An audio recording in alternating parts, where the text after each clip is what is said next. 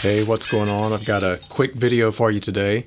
Been messing around with a patch, trying a couple new modules, a couple new pedals, and just wanted to show you what I came up with that was pretty awesome and kind of unexpected, in my opinion, at least. Just a quick word about the routing here. What is going on with this patch? It's actually maybe not quite as complicated as it looks. There's just a lot of things running into other things that you might not really expect.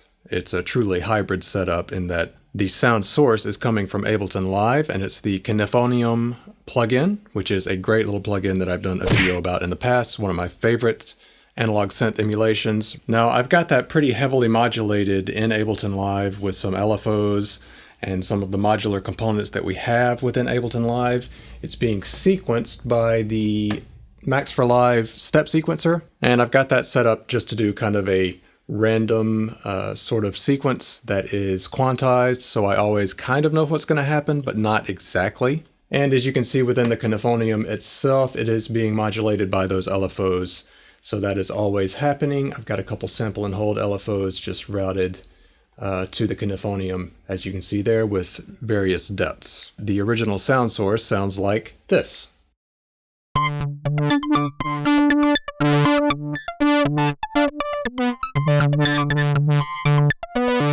Okay, that's fine, but I wanted to do something else with this, so I sent this out to my Eurorack. So if you can see this external audio effect right here in Ableton, I have that sending audio directly to the Boredbrain Injectr, which is a new module that I recently got. Thank you, Boredbrain, for sending that over. It's an incredible module for getting line level signals or instrument level signals into your Eurorack environment. So I've been using it for that, but not only that, it also has a gate extractor, an envelope follower, and a great little kind of guitar amp emulation section with drive and presence and character available as well as FX return and synths. Now, I may have jumped the gun just a bit, as that is how the sound is getting into my rack, but one step before that, I have the sound coming straight out of my sound card, straight out of Ableton, straight from that Knifonium instance that I just showed you, into the Fairfield circuitry Meet Maude, which then goes into the Fairfield circuitry Randy's Revenge. Meet Maude is an incredible analog delay. I've done another video about that as well, talking about how I get sounds in and out of Ableton into external pedals, and I use this as an example. If you want to check that out, I'll link it in the description.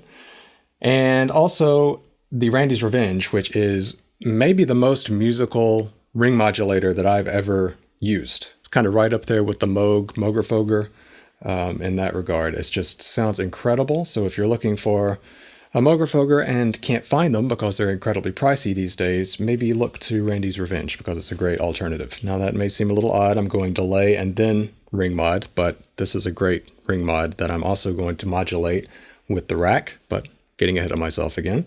And we go from the Randy's Revenge to Injectr. So this goes straight in.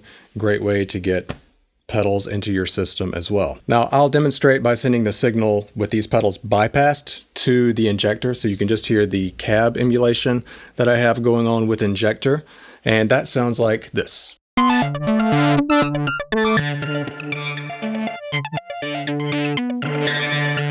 Oh, you know what? I forgot to mention. I also have this signal going out to Magneto, which is then providing some modulated, CV modulated spring reverb, because I thought that this patch would sound really good with spring reverb, and it turns out I was right. I love it when that happens. This is without Magneto.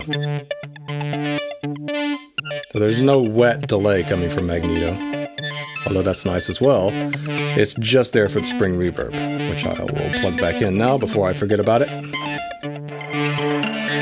And that's being modulated by the voltage block, which is also modulating the Fairfield circuitry Randy's Revenge. So our ring mod frequency is being modulated. Now you can also CV modulate the Meet Maude, but I'm not doing that in this case. It's also, I think it's the feedback that is CV controllable here rather than the time, which I think I mentioned in another video and was totally wrong about. Okay, so now that we are growing tired of this sequence, let's make it more interesting. So I'm going to switch on the Meet Maude.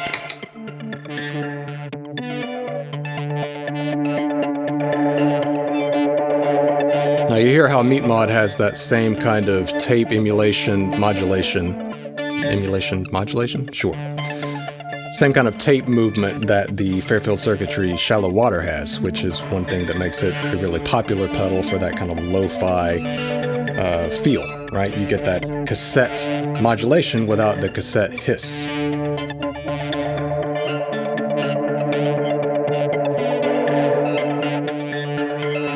Okay, now we've got our delay mixed in just a little bit. I'm gonna switch on the Randy's Revenge, and you're gonna hear I'll tell you what, I'll switch it all the way to fully wet first so you can really hear what's happening.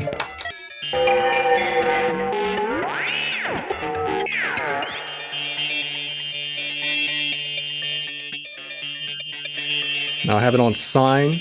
It's got a sine wave modulation. I can switch that over to square for something a little bit more harsh. You also have a low-pass filter. You can roll off some of those kind of harsh harmonics that you get with ring mod. You can also switch it into low-frequency mode, so it becomes like almost a tremolator or something.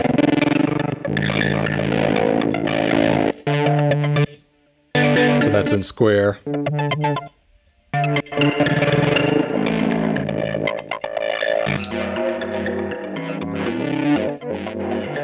Sine. Okay, so I'm going to switch this back to where I had it, which is sine wave and high frequency mode. Now you notice that it's sweeping around the frequency a bit, and that is, again, from voltage block. Now, what in the world is going on with voltage block and my other modulators here that's causing them to seemingly act very erratically? Well, that goes back to the injector and the gate extractor. So I have this signal coming in from Randy's Revenge and my DAW into Injectr, and then the gate of that signal, you can see by this green light here, I hope you can see that, the gate of that signal is then going out to my Eloquencer, which is the main clock for my entire system. So it's telling Eloquencer when to trigger, when to move, and that is set up to some random CV sequences. And it's also sending clock to the entire system through a mult and a clock divider and multiplier over here. So it's controlling the quad LFOs, the voltage block, the quad tracks, everything that is clock modulated, it's telling it when to go.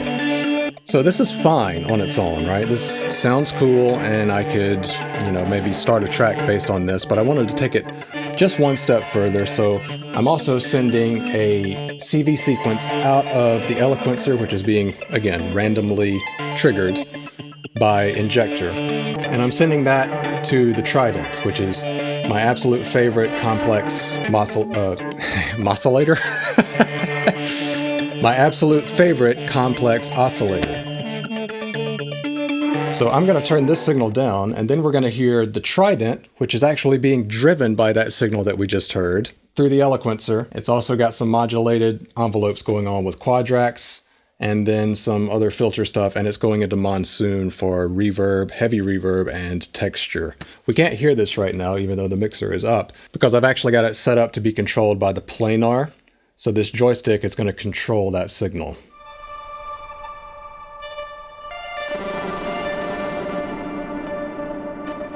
So once again, we have a random but quantized sequence going on that's being controlled by the gate that's coming out of my DAW. So that's kind of a lot going on, and it's never going to do the same thing exactly the same way twice. Now, why is it going into planar? Well, that is so that I can pan it.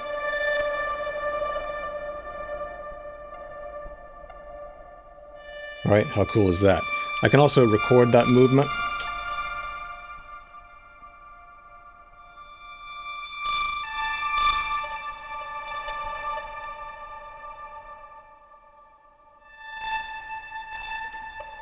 And then loop that movement that I just recorded. So now it's going to do that on its own. I love using this module for that kind of thing. So now, when I bring back in my original signal layered with that,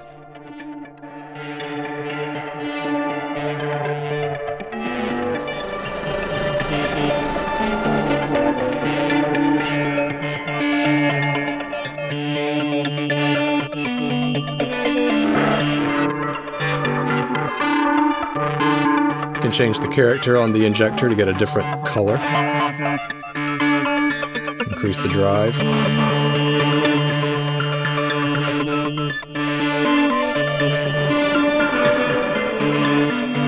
So just like that, we have a really interesting semi-random sequence going on that is very unpredictable, but we always know kind of where it's going to be, so we can improvise around that, which is exactly what I'm going to do now. And I hope you stick around for that, but if you want to skip ahead to the end of the video, I'm going to include a link to that video in the end screen regarding this Meet Maude pedal and how I've used that in the past. So check that out if that is of any interest to you at all. If you got anything out of this video, I would really appreciate it if you would like the video. If you learned anything and didn't completely hate the sound of my voice and want to throw yourself off of a bridge, consider subscribing to the channel, because I am really trying to put more effort into this type of content this year. And I think you'll find a lot more videos, both that I've made in the last few months and in the future, that will be of interest to you. So I would really appreciate that. And of course, all those likes just help push my videos out to more people in the almighty YouTube algorithm. So that's always a big help as well. All right, so with all of that said, I'm just going to jam out to this and hope that it doesn't suck. So if you want to stick around for that, stick around for that. Thanks for watching.